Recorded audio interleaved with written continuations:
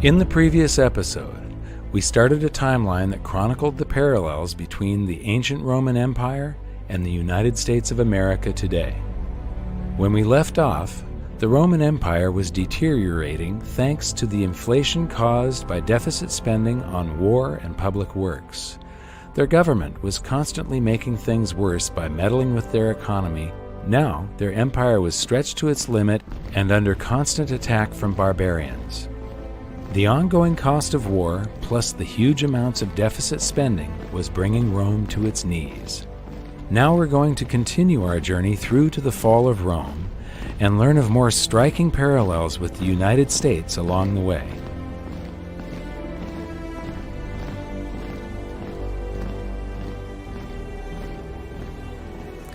The Romans were the first culture to have social programs. The Athenians had great public works, and they had the expense of war. But in Rome, they had the expense of all their great public works. They had the expense of massive armies occupying foreign lands, and they had the expense of social programs. During the end of the Roman Empire, Rome's population was approximately 1 million people, and 200,000 of them, 20%, were receiving daily distributions of wheat. That's welfare. As their empire decayed, Roman leaders employed a tactic called bread and circus to keep the public distracted and placated. The bread refers to the free grain, also known as the dole, and circus translates to the games that would be held here in the Colosseum with free food, wine, and rather violent entertainment. I find it absolutely fascinating to try to imagine what was happening here nearly 2,000 years ago. These seats would have been filled with people eating and drinking, many would be yelling for their favorite gladiator, and a good portion of the audience would have been mindlessly drunk. The emperors and elite watching from up on high? What a scene! So the Colosseum is a great example of both the huge expense of Roman public works and the endless deficit spending they carried out to pay for supposedly free stuff. But is there such a thing as a free lunch? Breads and circuses give away oil, give away grains, and give away wine, and people would love you. They conquered Egypt. By golly, that was a lot of grain you could give away. But what it did was destroy the economy. And when you put in the taxation to pay for it all, what it did was destroy the small farmer. And so the wealth creation that would enable you to do these things went by the boards. And so it became a vicious cycle. So now let's continue filling in our timeline from the previous episode so that we can keep track of where we are in this story. Welfare, bread, and circus were basically distraction tactics used by the ruling elite who would offer promises of free stuff to ingratiate themselves with the public. There's a famous quote from the satirist Juvenal who summed up the situation very succinctly. Give them bread and circus, and they will never revolt. The citizens felt like they were getting these things for free when they were actually paid for by a crushing double blow of continuous currency debasement and increased taxation. In the end, the only way that the Roman rulers could enforce this tax collection was by doubling down on their stifling bureaucracy. The size of their government compared to the private sector exploded. Business became incredibly difficult, and many simply gave up. Steve Forbes just mentioned how difficult the situation became for farmers, or husbandmen as they were referred to in the past. Here's a quote that backs that up from Lactantius around 300 AD. There began to be fewer men who paid taxes than there were who received wages, so that the means of the husbandman, being exhausted by enormous impositions, the farms were abandoned, cultivated grounds became woodland, and universal dismay prevailed.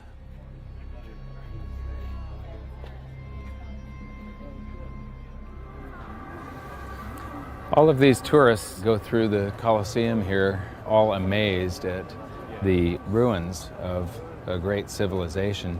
And I have to ask myself, are they asking themselves, what happened to these people? Why did this thing fall into ruin? Everybody goes and they buy these trinkets at the gift shops and postcards and books, and they have their pictures taken here and there. I don't think any of them are thinking about the fact that most countries on the planet are doing exactly the same thing today. Most of what Americans know, I fear, is what movie stars are doing, what sports stars are doing, and what occurred on the last installment of Jerry Springer or some other reality show. And the food stamps are not even food stamps anymore. They give you a credit card that you can buy your food with, so that you look like you can actually afford to eat as opposed to living off the dole. It's very similar. People's relationship to money in a country like America, the biggest economy in the world, is based entirely on the benefits they get from consuming and consumerism. And right now, you have an era of popularization of drugs that are being used, like Prozac and other drugs, that people are taking massive quantities of while they're consuming popular culture for instant gratification. So instant gratification enhanced by drugs with a consumer culture with easy credit. So people are literally high all day long. They're consuming, they're on drugs, they've got cheap sugar, they've got cheap high fructose corn syrup in America thanks to those massive government subsidies. So they're basically spinning their tits 24/7, 365. Now, as soon as that value proposition changes, and you're not getting high as easily as you did yesterday, the cost of getting blitzed out of your skull on cheap drugs, cheap sugar, and cheap entertainment tips to an actual cost where you've got to actually put in a day's labor, then you're going to see social unrest. Then you're going to see real change, because those people suddenly are going to be facing reality without the benefit of being on drugs. And that's going to be a day when suddenly this economic model of consumption at the expense of humanity comes to a screeching halt. So the ancient Romans had welfare, bread, and circus. Today, the USA has welfare and mass distraction. We've had the Colosseum-like venues for our games and theater for a long time, and now we also have people filling these Colosseums to watch digital gladiators battle each other in virtual esports events. These sporting and electronic spectacles, along with mindless entertainment like talk shows, are piped directly into our homes on TV, or now even to the cell phones in our pockets. We have the same politicians who constantly make impossible promises of free stuff, and a good portion of the population are hypnotized into believing them thanks to our modern version of bread and circus. Just like in ancient Rome, the USA has increased taxation in an attempt to pay for all of the so-called free stuff. And not surprisingly, we are now also burdened with a stifling bureaucracy in order to enforce the ridiculous amount of rules, taxes, and regulations.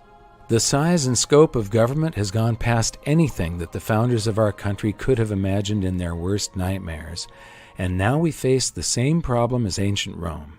There are now fewer and fewer productive individuals and businesses left to fund the buffoonery of government. Remember, governments cannot create prosperity, they can only consume it.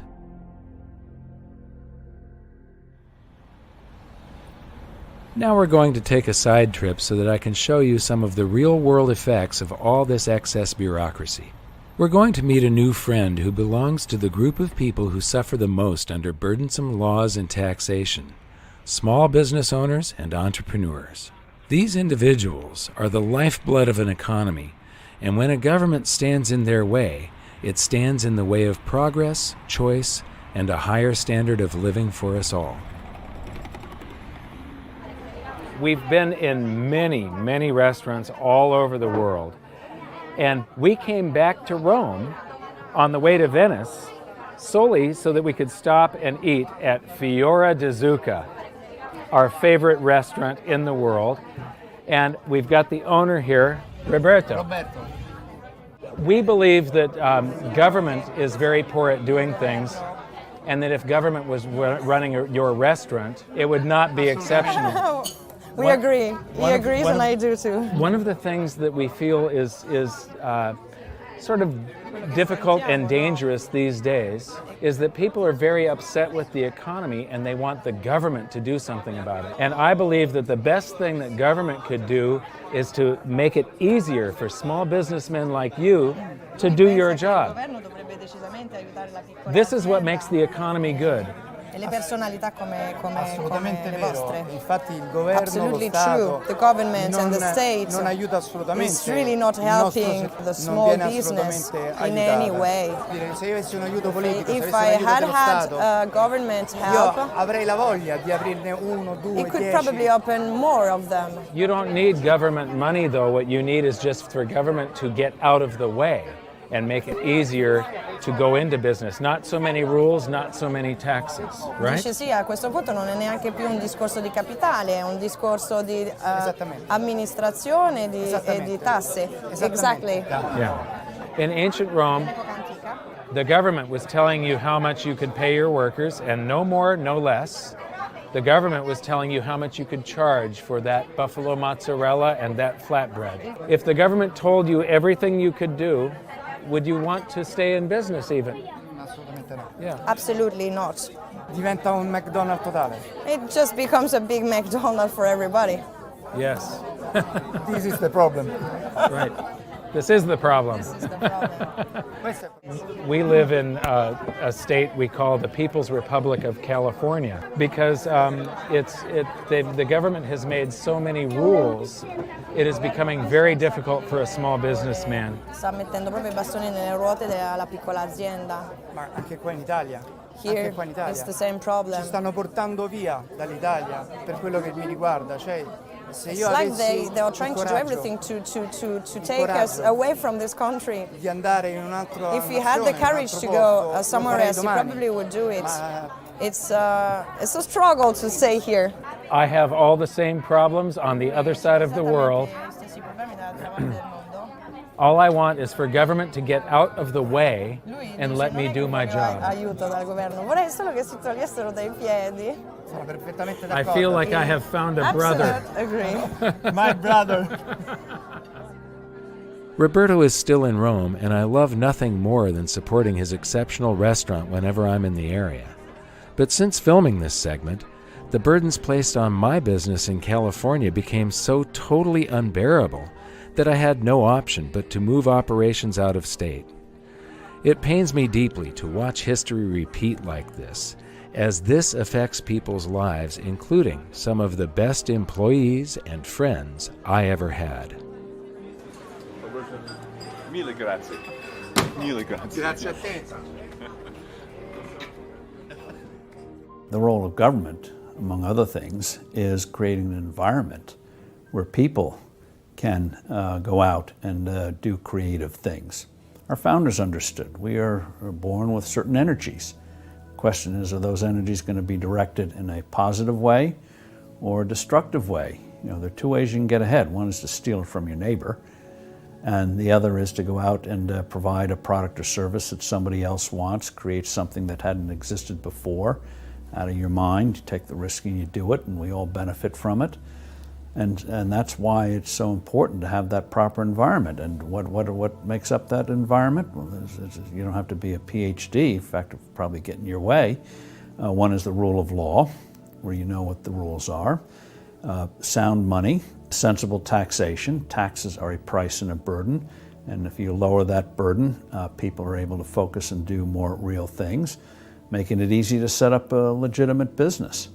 Just basic rules, and people will do amazing things. Amazing amount of creativity can be released. But beware of government saying we're here to help you. Usually they end up harming us all. Government benefits, but not the rest of us. One of the things I've noticed is we keep on putting people in charge that not only don't know anything about monetary history, but they don't know the fundamental economics that a normal businessman would know. Any businessman owner, or just somebody that is able to control their own finances at home. What they hire are people that, they're quants that have theories in their head. They've got some book knowledge, but they've never actually hired a person. They've never made the books balance or had to go out and make sure that there's more profit coming in this month than expenses so that they don't go out of business. Exactly right. It's exactly right. It's this fascination, this love affair that the world has with academic economists in the last 20 years. I think you'll find, like everything else, it goes full circle. At some point in the next 20 years, we'll have central banks staffed exclusively by successful business people who've been brought in to fix the mess that bureaucrats and academics have fostered upon us. Actually, I think an even better future would be a world without central banks, where the free market is left alone to decide what money is. You may say I'm a dreamer, but I'm not the only one. Anyway, back to the story. Let's look at the last 2 entries on our timeline for both ancient Rome and the USA and see if we can use them to predict what comes next. If you have more currency flowing into the government in the form of taxes, and then multiply that by more bureaucrats, what does that equal? If you guessed the corruption of the political process, you'd be spot on. In ancient Rome, one of the fastest ways to accumulate personal wealth was to hold office and bestow favors on individuals or businesses in return for gifts. In other words, bribery. In the modern USA, I hate to say it, but not a lot has changed. Cronyism is now the norm in Washington. This is where industries and individuals can basically buy a politician to vote a certain way. In some cases, we've seen their influence extend to the highest levels, where outsiders are writing the legislation and having their cronies introduce it. We've also seen the advent of revolving door politics, where politicians may not take cash directly as bribes, but as soon as they've fulfilled their purpose in politics, they walk out the door of public disservice and into highly paid positions in the private sector. How convenient. So, when we take a look at our timeline, the parallels are really starting to stack up. Our political and monetary experiments never seem to end, and I know I'm not the only one who feels like we are accelerating towards something really big.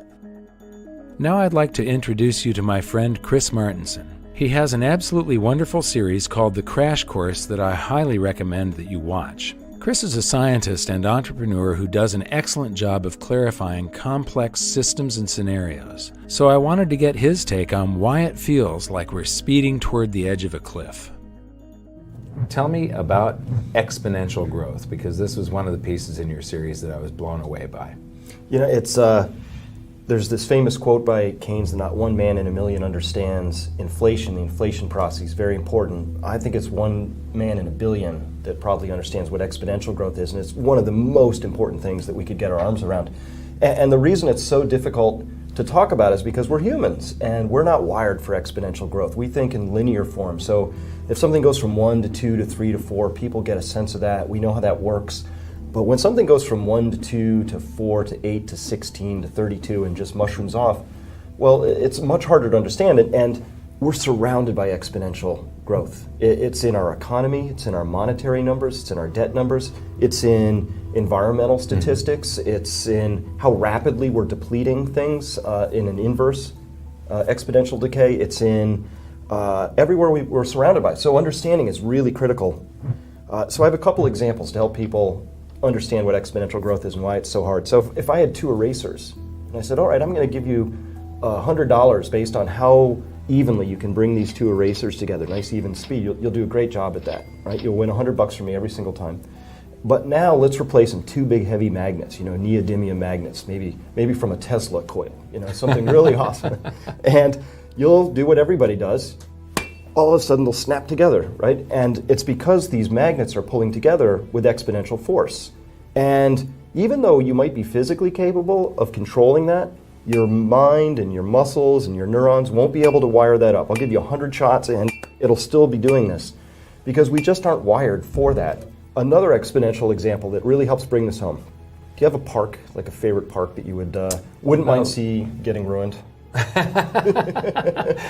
How about, I think they're going to decommission Candlestick Park in San Francisco. Perfect. Area. All right, let's use that as an example. So here's the thought experiment. Imagine I have a magic eyedropper, and it's magic because the drop of water that comes out of this eyedropper will double every minute.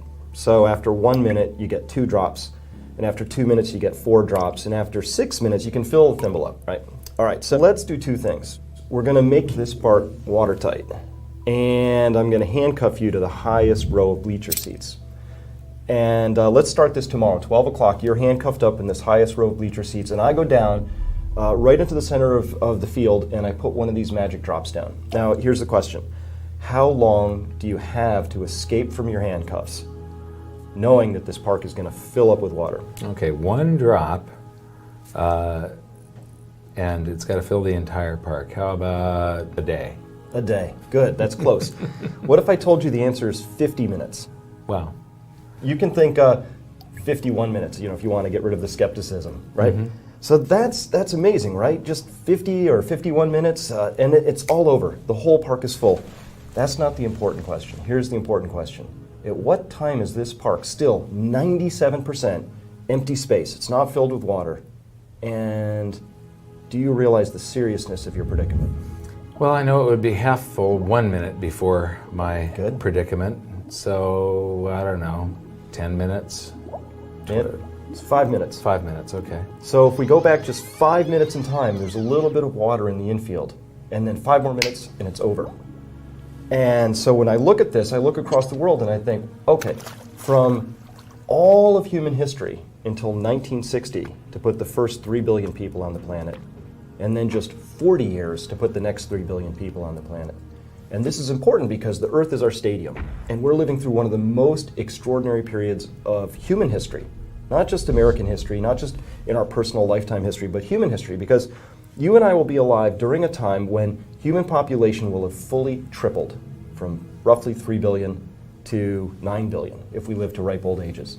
It's extraordinary. It's putting pressure on everything, and that exponential human growth is putting the curve on all those charts we just talked about. How fast we're depleting oil, how much food we have to grow, airline miles traveled, loss of tuna from the oceans, how much money has to be created. All of that is being driven by this exponential process. And so something I really like to be able to communicate to people is that exponential processes speed up at the end. So if anybody watching this has the sense that maybe things are going faster and it's harder to keep up with events, and wait, what's happening in Europe, it seems to be crumbling fairly quickly, that's because we have all these exponential processes converging on this one moment in time, and yes, things really are speeding up here and now. The system they have is failing. It's falling apart. Keynesianism won't work. To me, we're in the beginning stages of what happened to the Soviet system. We may be like at 1987 in the Soviet system, where 2 years later, 4 years later, it was gone. And that could happen to us. And as long as people will still use the dollar, that's going to continue. But we're getting dangerously close. And the end stages of a currency system comes rapidly. So even though we've been slipping and sliding for 100 years, our dollar is now worth 2 cents over 100 years. That's pretty much of a crash, but it isn't a crash in the sense of going off a cliff. And I believe that history shows that currencies eventually can go off a cliff when a false confidence is just dissipated. And we have a confidence, but it's based on all false notions and maybe out of desperation, a lot of rigging. But anyway, it's still working. The dollar, although weaker as an international currency, still works. But that is what we, as a people, and not only the United States, around the world, have to fear, because it will affect the whole world when this comes. And this is why this issue, for me, is so important. We are in big trouble, and there's just no way out. And I am sorry to say about that. And I love my country, and I'm sick to death about what's happening to it because of morons in government and a big bunch of morons in academia who let the Federal Reserve do what it did. It's all so simple. It could have all been prevented, but just by following the damn Constitution. Money shall only be silver and gold. How simple can it be? It's less than a dozen words. And all you got to do is follow that. Yeah, we have got a prayer. We haven't got, only people who got a prayer are the people who are buying silver and gold today. You and me. What amazes me are the stark similarities between ancient Rome and today. Once again, we're debasing the currency to pay for war, social programs, public works, while we keep the society placated with bread and circuses, football, sports, American Idol, Dancing with the Stars. Our government keeps on getting bigger as our military aspirations expand our empire. Congressman Ron Paul recently stated that we have over 900 military bases in 130 countries. That is an empire.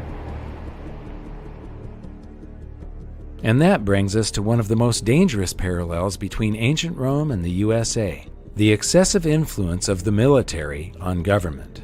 Rome's elite realized very early on that keeping the military happy was of the utmost importance if they were to either gain or stay in power.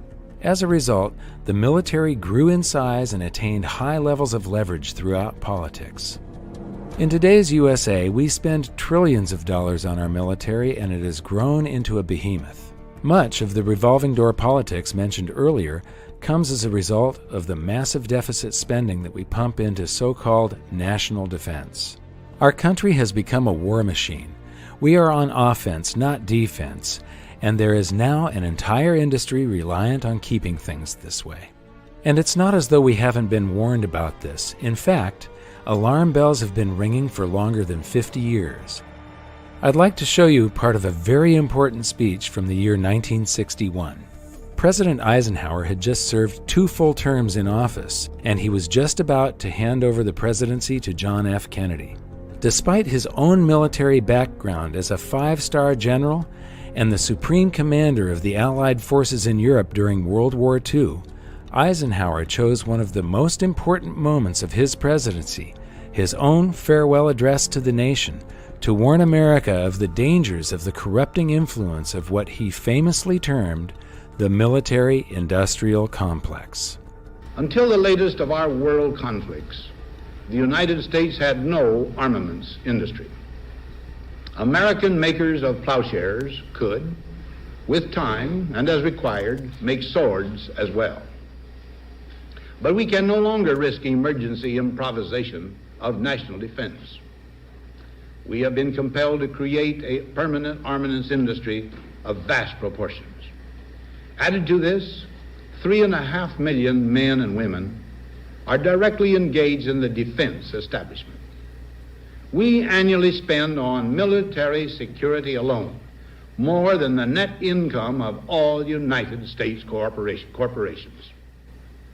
Now, this conjunction of an immense military establishment and a large arms industry is new in the American experience. The total influence, economic, political, even spiritual, is felt in every city, every state house, every office of the federal government. We recognize the imperative need for this development, yet we must not fail to comprehend its grave implications. In the councils of government, we must guard against the acquisition of unwarranted influence, whether sought or unsought, by the military-industrial complex. The potential for the disastrous rise of misplaced power exists. I am an American, Mike, and there's a lot of criticism of our country and where it's been and where it's going, and I'm part of that group. I use a phrase picked up from Chalmers Johnson called sorrows of empire. And what he points out is that when you have what I call forever wars, and that seems to be what's happening since 9/11, wars in Afghanistan and Iraq and Libya, add in Yemen still today, on top of disruptions everywhere, these wars are expensive. We've never had the stand down of our armies. And in the same time, the extended powers of the government have taken away a lot of our personal freedoms. So publicly in the NSA revelations from Snowden, but we as people were built on a country with mild government. Restrictions on what the government can do were the constitutional sources.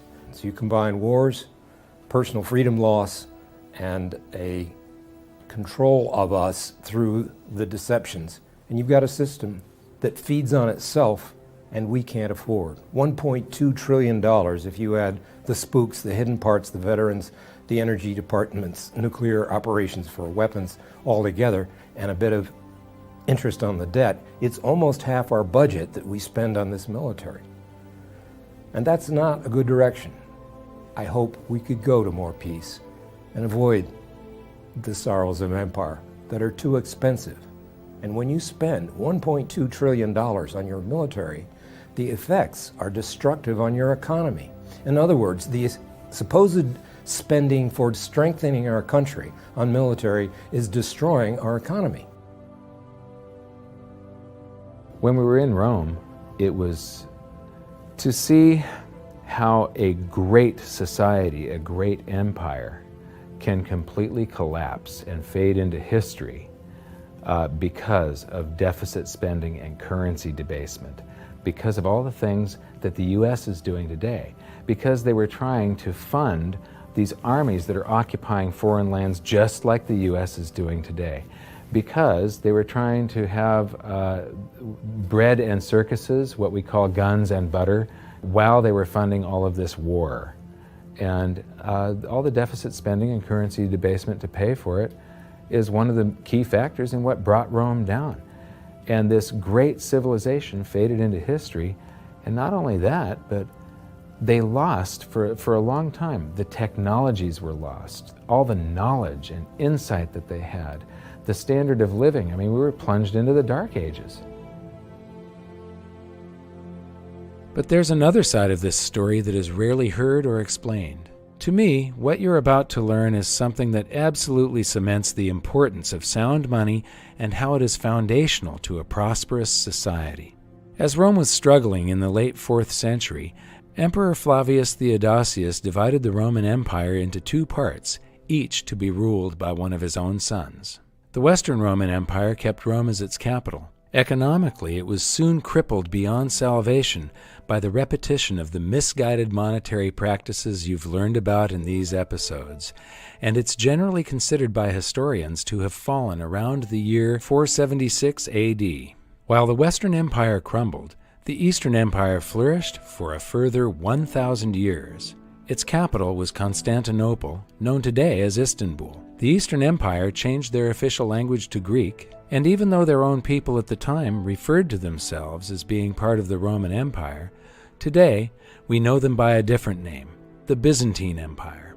So why did the Western Roman Empire fall while the East flourished?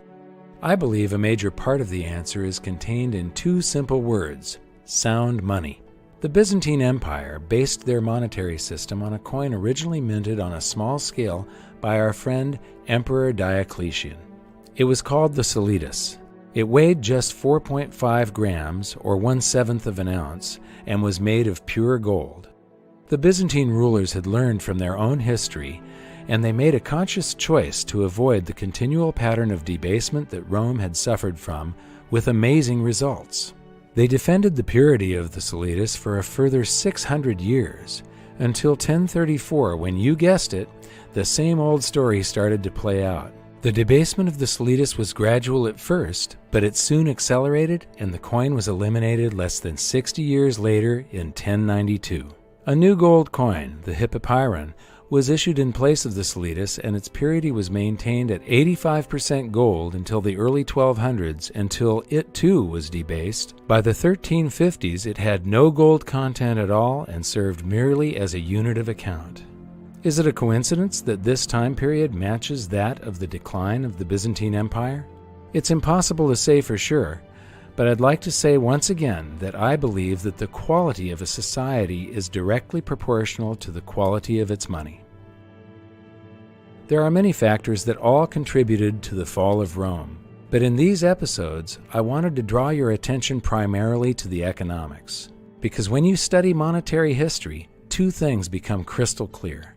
The first is that bureaucratic, managed economies always lead to disaster, and the second is that monetary debasement brings the fall of empires. So could this same pattern of currency debasement that we have seen time and time again throughout history happen to the United States? Take a look around. It's happening right now. But the big difference this time is that it's like all those other times in history, times 1,000,000. This time it's global. But what concerns me most isn't the loss of our financial wealth, it's the loss of our freedom. all of this meddling in the free markets that they have done, and the price that we are going to pay because of that meddling is going to cause a loss in confidence in the free market system and capitalism. We don't have free markets, and we haven't had since 1913. You cannot have free markets if you don't have free market money. The currency is 50% of every transaction there is in society, and if you have a small group of men at the central bank having a meeting each month, in the United States it's called the Open Market Committee, the FOMC, deciding how much currency there's going to be in the system and what the cost of that currency is, the interest rates, that's a manipulated market by definition. You've got a few people deciding what it's going to be. That's 50% of every transaction. Therefore, there is no transaction in this society that isn't manipulated. So we don't have, when people say that the free markets are failing, we do not have free markets. When people say that capitalism is failing, we don't have capitalism. We've got cronyism. We've got special favors being granted by Congress to the people that lobby them, and it skews the economy and warps the economy and creates all of these artificial bubbles that end up popping, and then everybody loves living in a bubble, so they just want the Fed to create the next one. What's happening in Washington doesn't indicate that all of a sudden they're going to gain in wisdom and make the tough choices, which is sort of like getting somebody off drugs, and people don't want to quit the drugs. And our system is based on debt and inflation, and they're not going to wean themselves off. So we have to anticipate there's going to be a major collapse. But then the big question is, are we going to have a greater move toward totalitarianism and give up all our freedom, or are we going to say we still have a spirit left in this country to say, yes, we overstretched and we know what the alternative could be, and we can build a much better society?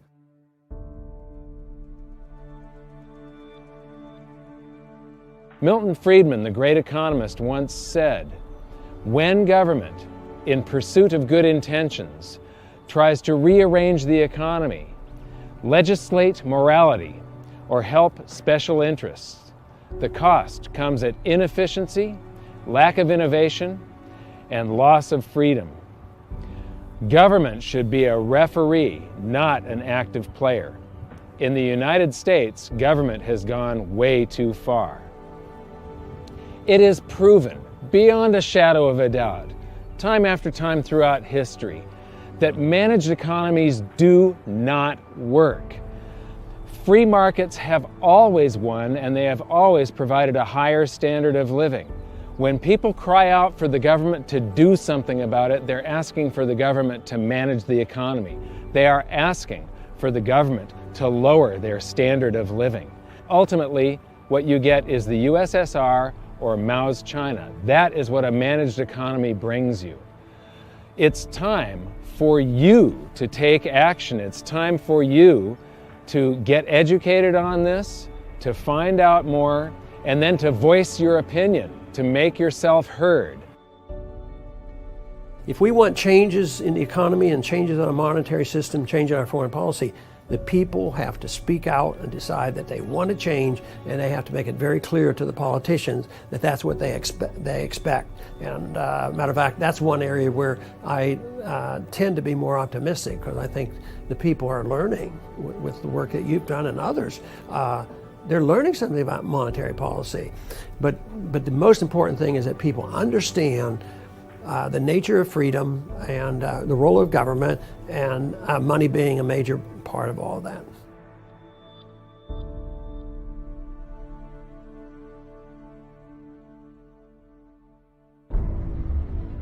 So now that we've seen the economics of the fall of Rome, it's time to take a look at the options in front of us for the USA. Will we choose more debasement, more war, more intrusive government, more cronyism and special interests, more taxation and regulation, and less freedom? Or will we choose sound money, stable foreign policy, restrained government, a level playing field of fair laws for everyone, sensible taxation and regulation, and maximum freedom? I want to thank you for watching this series and for sharing these videos with your friends and family. If you'd like to learn more, join me at hiddensecretsofmoney.com for more interviews and discussions. Much of this episode was based on material from my book, and you can download a copy for free. Until then, thanks for watching, and we'll see you next time.